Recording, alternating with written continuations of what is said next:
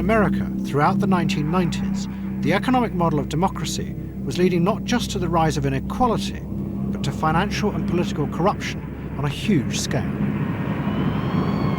America had experienced a spectacular market boom, but those running the market had realized that the numbers were not telling the truth because the giant accounting firms had become corrupted. There was a new element afoot, the very foundation of the market, the numbers that represented the sanctity of the market, the reliability of the market, were becoming unreliable because the accountants had violated the trust that government had placed in them. I knew that the great accounting firms of America had engaged in practices that were very, very questionable and very often fraudulent. We were seeing more and more and more of these cases. How widespread did it become? Extremely widespread.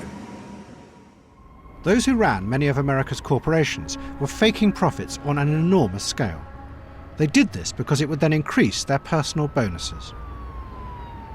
Come on, they would say, isn't there another way of looking at those numbers? Can we compromise? Can we spread, for example, this misrepresentation over a number of years?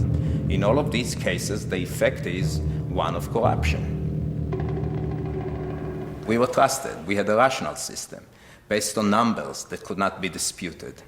We ended up now with a fictitious, irrational system.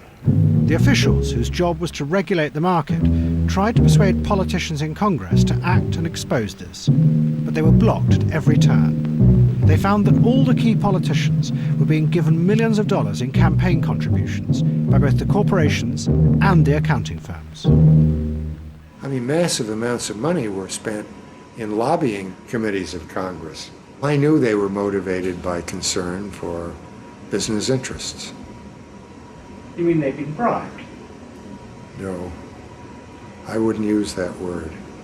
That's your word. What word would you use? Seduced.